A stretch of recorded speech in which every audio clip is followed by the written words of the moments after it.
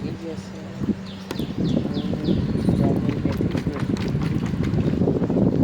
રઘુએ વહેલા વહેલા ઉઠી જાય. રઘુએ નહીં દૂધ લેવા જશે. તો ટબુએ ચા બનાવી દીધી. Tabu good morning. Tabu good morning.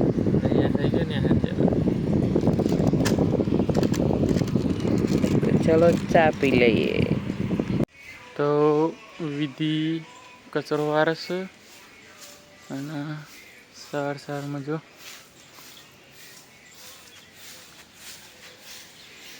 બધું એમને પડી છે. આપણે તો કપડાં વાસણ બાકી, પાણી હજુ આવ્યું નહીં. 9 વાગે આવવાનું છે પાણી. તો કોમ પતી ગયું એટલે ઢબુ આરોટવા માંડે. વાસણ એવું ધોવાઈ ગયું છે. આજ પાણી નહીં આવવાનું એટલે જવાનું છે કપડો ધોવા. ચલો. તો પાણી પ્રોબ્લેમ 2 દિવસથી હતી. તો આજે પાછું કપડાં લઈને કપડાં ધોવા જવાનું છે અને વિધિનું તૈયાર થવાનું, બ્યુટી પાર્લરનું બધું લેશે. તો બાઇક લઈને રેડી થઈ ગયો છું હું. તો ગ્રામ ફરતી જવા હું વિધિએ દરવાજો ખોલી દીધો. એટલી એક્ટિવ છે વિધિ.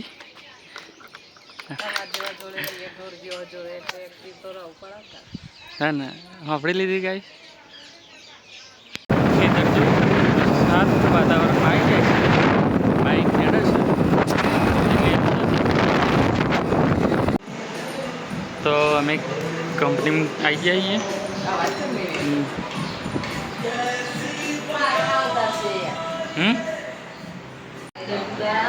તો દિન મેગી ખાવા બેસી જાય છે.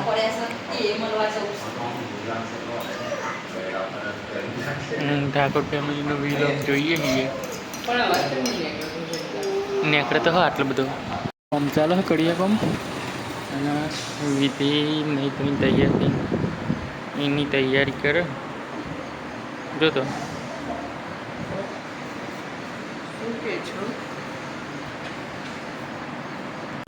બધું કામ કર્યા પછી નીકળી જઈએ છીએ પાછા ઘેર જવા. કપડાની ડોલ લઈ જવાની બાઇકની. તો ઘેર જતા ખરખર હતા નહીં બેબુને અને મને બહાર દીધા બાઇકની.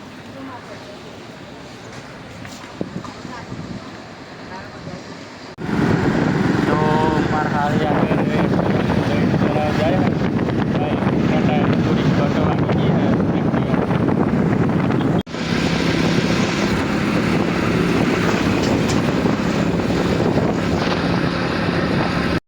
તો ઘરે આવીને કપડાં સુકવવાનું ચાલુ કરી દીધી છે વિધિએ.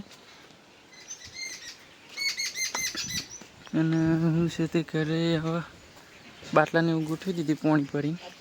તો 12 વાગી જશે અને વિધિ રોધવા બેસીને રઘુ નિહારથી આવી ગયો. કપડાં એક્સચેન્જ કરી દે હાલ. હવે હું માગ્યું વિધિ.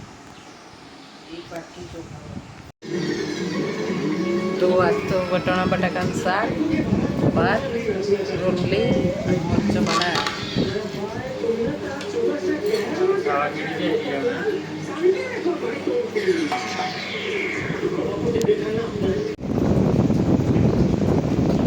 તો આટલું બધું મેકી દીધું છે.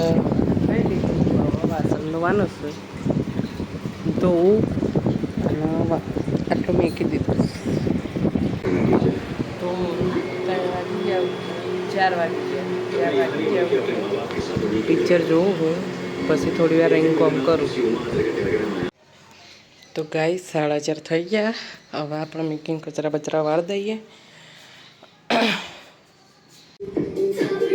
તો કચરા પોતું તો થઈ ગયું છે અને હવે વાસણ ધોવા બેવું છે.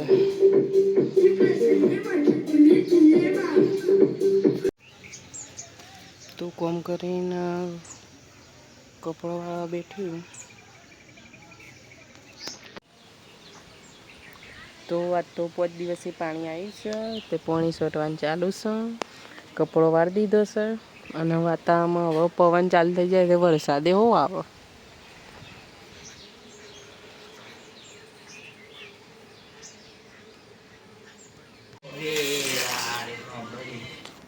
તો થોડું પનીર હતું એનો પરાઠો કરી દઈશું અને બપોરનું શાકને હરખું કરી શાકના રોટલી એવું બનાવી દઈશું આપણે. રઘુ જોવો ફોન.